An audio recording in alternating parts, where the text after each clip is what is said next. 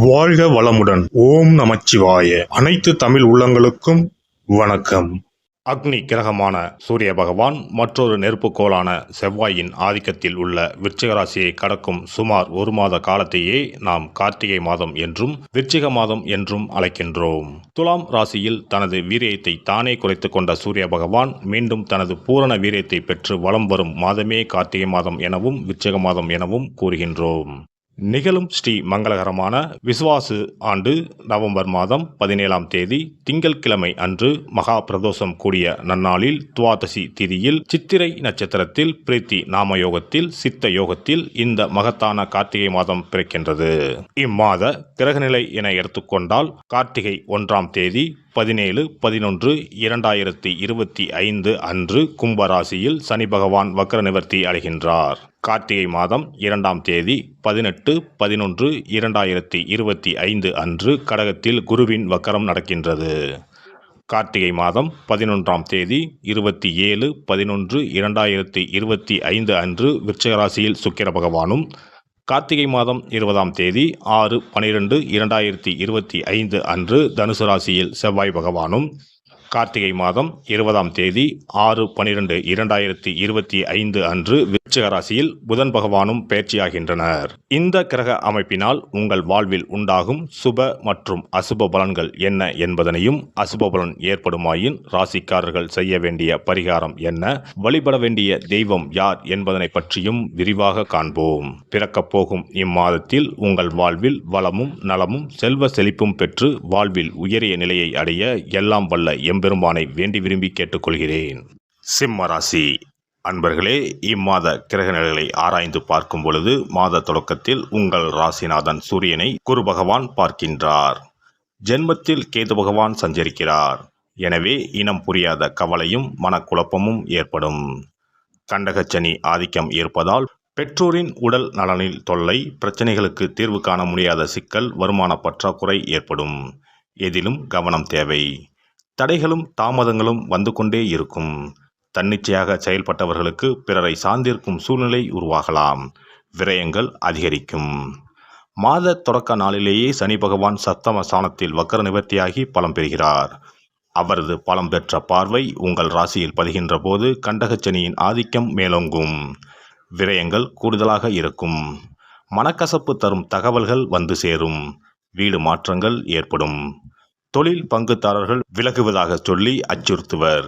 எதிரிகளை அரவணைத்து செல்ல வேண்டிய நேரம் இது. சனி பகவானை வழிபடுவதால் இடையூறுகள் அகலும். மாத தொடக்கத்தில் குரு பகவான் உங்கள் ராசிக்கு 12ஆம் இடத்தில் உச்சம் பெற்று சஞ்சரிக்கின்றார். அவர் கார்த்திகை 2ஆம் தேதி முதல் வக்கரம் பெறுகிறார். உங்கள் ராசிக்கு 5 மற்றும் 8 ஆகிய இடங்களுக்கு அதிபதியானவர் குரு பகவான். பூர்வ புண்ணிய ஸ்தானாதிபதி வக்கரம் பெறுவது அவ்வளவு நல்லதல்ல. சொத்து பிரச்சனைகள் மீண்டும் தலை தூக்கும். சொந்தங்களின் எதிர்ப்புகளால் முடிய வேண்டிய சுபகாரியங்கள் தாமதப்படும். அதே சமயம் அஷ்டமாதிபதியாகவும் குரு பகவான் விளங்குவதால் இதுவரை முடியாமல் இருந்த வழக்குகள் இப்பொழுது முடிவடையும். வராது என்று நினைத்த கடன் பாக்கிகள் வசூலாகும். சுப செய்திகள் உண்டு.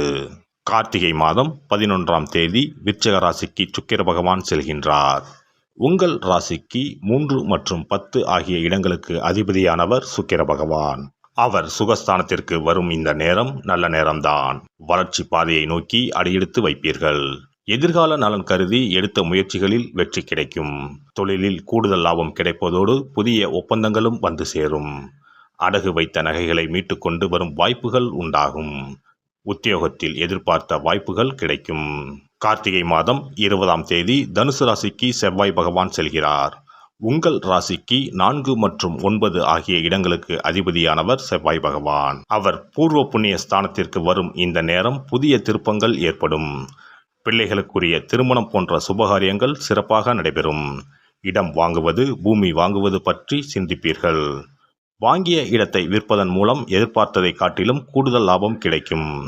உடன் பிறப்புகள் உங்கள் குணமறிந்து நடந்து கொள்வர். வாடகை கட்டிடத்தில் நடைபெற்ற தொழிலை சொந்த கட்டிடத்திற்கு மாற்றும் முயற்சிகள் கைகூடும். கார்த்திகை மாதம் 20ஆம் தேதி விருச்சிக ராசிக்கு புதன் பகவான் செல்கிறார். உங்கள் ராசிக்கு 2 மற்றும் 11 ஆகிய இடங்களுக்கு அதிபதியானவர் புதன் பகவான். அவர் சுகஸ்தானத்திற்கு வரும்பொழுது பொருளாதாரத்தில் நிறைவு ஏற்படும். கரைந்த சேமிப்புகளை ஈடுகட்டுவீர்கள்.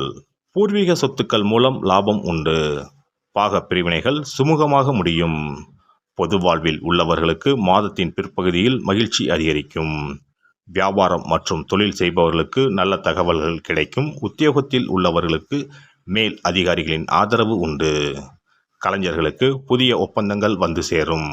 மாணவ மாணவிகளுக்கு ஆசிரியர்களின் வழிகாட்டுதல் சிறப்பாக அமையும். பெண்களுக்கு பிள்ளைகளால் பெருமை சேரும். வருமானம் திருப்தி தரும். இம்மாதம் விநாயகர் வழிபாடு வெற்றியை வழங்கும். இம்மாதம் பண தேவையை பூர்த்தி செய்யும் நாட்கள் நவம்பர் மாதம் 17, 20, 21, டிசம்பர் மாதம் 2, 3, 7, 8, 14 மற்றும் 15. மகிழ்ச்சி தரும் வண்ணம் வயலட். சிறப்பு பரிகாரம். கழுத்தை நெரிக்கும் கடன் தொல்லையா? தடையின்றி வீட்டில் பணம் புழங்க கை கொடுக்கும் வெள்ளம் பரிகாரம். எவ்வளவு சம்பாதித்தாலும் கடன் தொல்லைகள் விரட்டி விரட்டி வருகிறதா? கழுத்தை நெரிக்கும் பிரச்சனைகளிலிருந்து விடுபட எளிய பரிகாரங்களை செய்து அதிலிருந்து மெல்ல மெல்ல மீண்டு வரலாம். பெரும்பாலும் கடனில் மூழ்கி இருப்பவர்களுக்கு நிம்மதி என்பதே இருக்காது. ஒவ்வொரு நாளும் ஒவ்வொரு யுகமாக நகரும். சொல்ல முடியாத அளவுக்கு மன உளைச்சலுக்கும் ஆளாவார்கள். இது போன்ற தொந்தரவில் சிக்கியுள்ளோர் பச்சரிசி பரிகாரங்களை செய்யலாம். இந்த பச்சரிசி பரிகாரத்தை வெள்ளிக்கிழமை, பௌர்ணமி வரும் நாட்கள் அல்லது புரட்டாதி நட்சத்திரம் வரும் நாட்கள், சதுர்த்தி நாட்கள் இப்படி ஏதாவது ஒரு நாளில் இந்த பரிகாரத்தை செய்யலாம். பிரம்ம முகூர்த்தத்தில் செய்வது மிகவும் நல்லது. இதற்கு ₹1 நாணயம் மொத்தம் 11 எடுத்துக்கொள்ள வேண்டும். நாட்டு மருந்து கடைகளில் கிடைக்கும் புனுகு என்ற பொருள், ஜாதிக்காய், ஏலக்காய் போன்றவற்றையும் வாங்கி வைத்துக் கொள்ள வேண்டும். இப்போது 11 நாணயங்களின் மீதும் இந்த புனுகை சிறிது தடவி விட வேண்டும். மஞ்சள் அல்லது சிவப்பு நிற பருத்தி துணி ஒன்றை எடுத்துக்கொண்டு புனுகு தடவிய நாணயம், ஏலக்காய், ஜாதிக்காய் போன்றவற்றையும் அதில் போட்டு அனைத்தையும் முடிச்சு போட்டு ஒரு பாத்திரத்தின் உள்ளே வைத்துவிட வேண்டும். இந்த பாத்திரத்தின் மீது பச்சரிசியை கொட்டி மூடிவிட வேண்டும். குடும்பத்தில் அதிக சம்பளம் பெறும் நபர்கள் தூங்கும் இடத்தில் இதனை வைத்துவிட்டால் போதும். 48 நாட்களுக்கு இதனை தொடாமல் இருக்க வேண்டும். 48 நாட்கள் கழித்து பாத்திரத்தில் உள்ள ஏலக்காய், ஜாதிக்காய் ஆகியவற்றை தண்ணீரில் விட்டுவிட வேண்டும். பச்சரிசினை எறும்புகளுக்கு தானம் செய்து விடலாம். இதனால் பண கஷ்டம் நீங்கி பணம் பெருக துவங்கும் என்பது நம்பிக்கை. அதேபோல 27 மொச்சை கொட்டைகளுடன் சிறிது வெல்லத்தையும் எடுத்து உள்ளங்கையில் வைத்துக்கொண்டு ஓம் ஸ்ரீ மகாலட்சுமி தாயே போற்றி என்ற மந்திரத்தை 27 முறை சொல்ல வேண்டும்.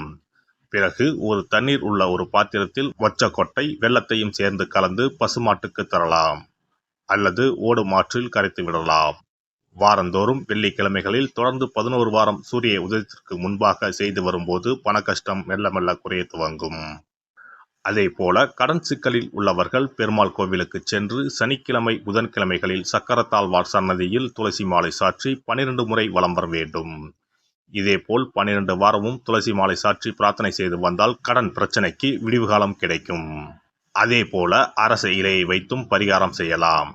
அரச இலையில் மஞ்சள் பிள்ளையாரை பிடித்து வைத்து அதற்கு குங்கும பொட்டு, பூ வைத்து பூஜை அறையில் வைத்து தீபம் ஏற்ற வேண்டும்.